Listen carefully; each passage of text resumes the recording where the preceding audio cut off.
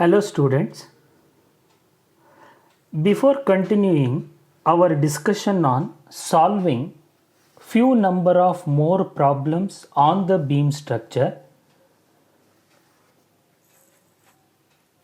few important informations are to be shared among yourself.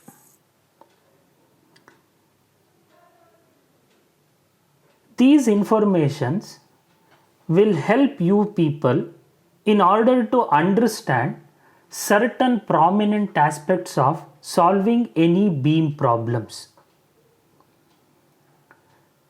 Since beams are the structural members that are subjected to linear displacement along y-axis and bending or twisting movement along a particular axis, thus presence of a specific boundary condition becomes more important in deleting a particular row and column during the course of solution to the particular problem. Keeping this point in mind, 5 important informations have been written in this particular sheet what you are seeing now. The symbols that are used in mechanics of material subject to represent a type of boundary condition known as fixed boundary condition are as shown. All the 3 symbols, even though they look differently from the representation point of view, but their meaning is one and the same. The presence of fixed boundary condition indicates no displacements are taking place, either a linear or an angular displacement at that particular node. Roller support are the second kind of boundary conditions that the nodes of a particular beam structure are experienced to.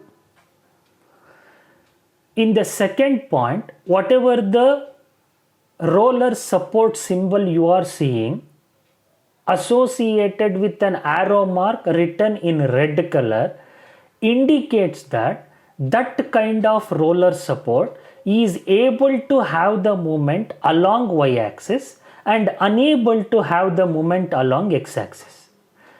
Unable to have the movement along x-axis means all the displacements which are present along x-axis are to be deleted. Similarly, from point 3, whatever the symbol of roller support you are seeing along with an arrow mark written in red color will give an information that this kind of roller support is able to have movement along x-axis, unable to have movement along y-axis. The meaning of just said group of words unable to move along y-axis indicates that whatever the symbol that are present in FER of a particular beam structural problem, you should have to delete that particular row and column corresponding to the relevant displacement present along y-axis. This particular symbol has been shown in the next problem that we are going to discuss after this explanation.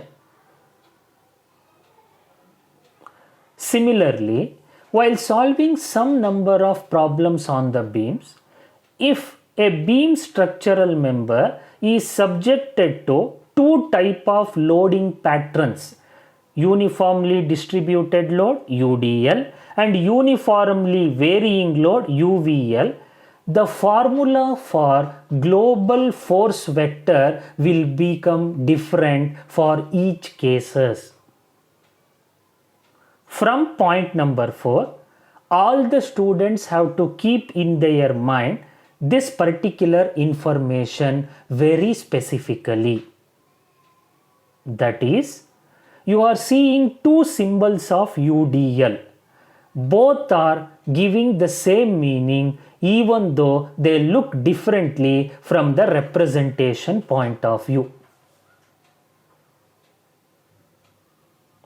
The formula that we have to use to calculate global force vector capital letter F is given by capital letter F is equal to WL by 2 first term, below that WL square by 12 second term, third term again WL by 2 and the last term minus W into L square by 12.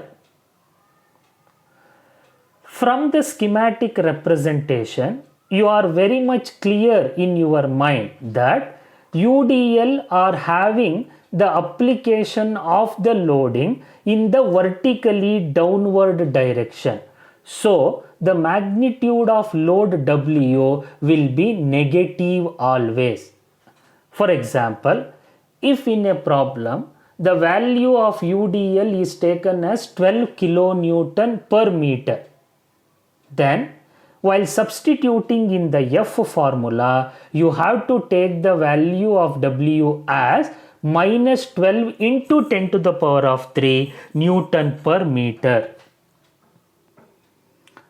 To conclude this discussion on this particular sheet, the formula to be remembered by you students: if an UVL, uniformly varying load, is acting on a beam structure, then the formula for F to be calculated is given by F is equal to WL by 60, 21 first term, 3L second term, 9 third term, minus 2L fourth term. That is, F is equal to WL by 60, 21, 3L, 9 minus 2L. Here also the magnitude of W will be associated with minus sign because the load is acting in vertically downward direction.